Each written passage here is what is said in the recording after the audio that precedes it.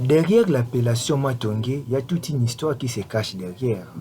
En fait, Matongé est un centre de musique, centre d'ambiance, centre de débauche à la République démocratique du Congo, plus précisément la capitale, na Kinshasa. On ne peut pas évoquer l'ambiance sans pour autant écarter, sans pour autant kotika mupanzi Matongé. Alors, comment est-ce que Matongé arriva comme un centre d'ambiance na Kinshasa? La réponse va vous surprendre. Tout a commencé après l'indépendance. Plutôt, tout d'abord, avant l'indépendance, avec les Belges qui se sont installés ici à Kinshasa, et ils ont occupé Gombe, Sikawapi, Sali, centre d'institution, puis Bango Moko Baza logé Kuna. Ce n'était pas permis à tout le monde de pouvoir entrer à Gombe, de rester la nuit, tout ça. Je vous ai déjà expliqué au début dans nos émissions passées, j'en ai déjà parlé. Je ne vais pas y retourner, je vais avancer. Alors, Matongé est comme un centre ambiance ndengenini. Beaucoup comprendre que batu nyonso o bazaki kosala et pas belge à l'époque. Au bazé ko habité na Kalina, où ils allaient le Gombe, ils allaient qui Gombe à l'époque, ils allaient qui Kalina. Tous ces travailleurs-là habitaient Matongé. Enfin, la majorité des travailleurs habitaient Matongé. C'est là que tout a commencé. Ils avaient leur manière différente de se comporter. Du point de vue habillement, du point de vue façon d'être, façon de réfléchir. En fait, ceux qui ont habité dans Matongé, façon non même ya ko réfléchir eza lokola ya muntu oyo auti na mboka bapaya. Quand tu habites Matongé, il faut qu'on adopter manière ya ko vivre lokola bana poto bamikiliste.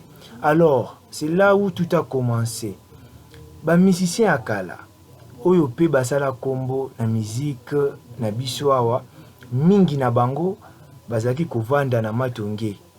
On peut tout dire, mais Matongé est un centre, il y a des musiciens, la majorité d'entre eux, babimela na Matongé. Oromona wanakotanga wapona ko illustrer le kola.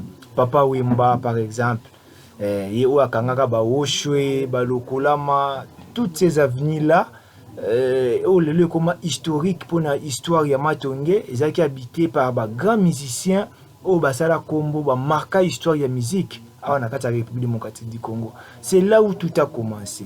Et ça par hasard, et ça été parce que Matongé comme je sonnais bien, mais ça tout simplement parce que et ça là qui Matongé ça ko réunir indicateur nyonso tout peut ben ingrédient nyonso tout pour na kozala centre ambiance ba grand musicien ba bimakuna. Eza sika o ambiance elalelaka na Kinshasa, eza pe sika oyo ambiance elamukelaka na ville province ya Kinshasa. Nul n'ignore ici que Matongé eza na concurrente, ezala bana Bandal, Bandal c'est Paris, ezala ya Kitambo magasin, un peu partout, bango nyonso tout wana osangisi Matongé nde centre ya ambiance. Alors derrière Matongé eza na ba grand nom ya musique Europé, Basala Kombo, Babimana Matongé. C'est grâce à eux d'ailleurs que Matongé est joie pour wana. Parce que la répétition na bango mingi, ils ont toujours wana. Donc Matongé est un centre d'artistes. Ils ont hôpital, où bota, artiste belé, hôpital, topé maman, ou bota, artiste belé, artiste musicien. Artistes, basalara théâtre, comédiens, la majorité d'entre eux, bango nyonso tuana Matongé des centres na bango. Et c'est ça ce qui a contribué à ce que Matongé est allé référencé comme étant centre de musique. Tokutani prochainement pour un nouveau numéro. Au revoir.